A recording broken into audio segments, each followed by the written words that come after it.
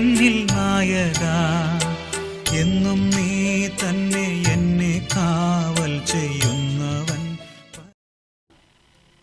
7 സഭകൾ, 7 ആത്മാക്കൾ, 7 നിലവിളക്കുകൾ, 7 നക്ഷത്രങ്ങൾ, 7 അഗ്നിവിളക്കുകൾ, 7 മുദ്രകൾ എന്നിവയെക്കുറിച്ച് വെളിപാട് പുസ്തകം വളരെ സ്പഷ്ടമായിട്ട് സംസാരിക്കുന്നു.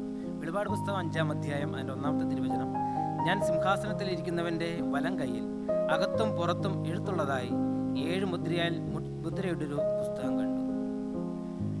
മുദ്ര തുറക്കുക എന്ന് പറയുന്നത് സുവിശേഷം പ്രസംഗിക്കുന്നവരും അല്ലെങ്കിൽ അതിനെ നിരസിക്കുന്നവരുടെയും അനന്തര ഫലത്തെ സൂചിപ്പിക്കുന്നത് തന്നെയാണ് കാണുന്നത്.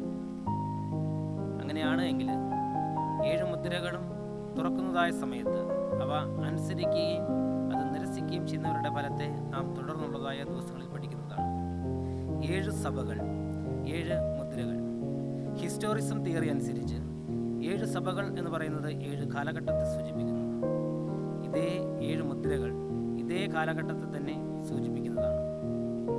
നാം ജീവിക്കുന്നതായ കാലഘട്ടം ഏതാണ് എന്നും ഈ കാലഘട്ടത്തിൽ ക്രിസ്തുവിൻ്റെ സുവിശേഷം അനുസരിക്കുന്നതിലൂടെയുള്ളതായ അനുഗ്രഹങ്ങൾ പ്രാപിപ്പാൻ തക്കവണ്ണം നാം മനസ്സിലാക്കി ദൈവത്തിൽ അനുസരിച്ച് അവൻ്റെ അനുഗ്രഹങ്ങൾ പ്രാപിപ്പാൻ എല്ലാവരെയും സ്വർഗ്ഗത്തിലെ ദൈവം പ്രാപ്തമാകട്ടെ. നമുക്ക് കണ്ണുകളെ അടയ്ക്കാം, പ്രാർത്ഥിക്കാം.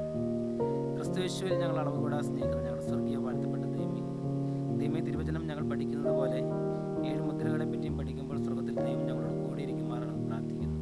ഞാൻ ഏത് കാലഘട്ടത്തിൽ ജീവിക്കുന്നു എന്നും ദൈവത്തിൻ്റെ സന്നിധിയിൽ സത്യത്തോടെ നിലനിൽക്കുന്നു എങ്കിൽ എൻ്റെ ഭാവി എന്താണ് എന്ന് തിരിച്ചറിയാൻ തക്കവണ്ണം സ്വർഗ്ഗത്തിലെ ദൈവം സഹായിക്കുമാറാണെന്ന് പ്രാർത്ഥിക്കുന്നു.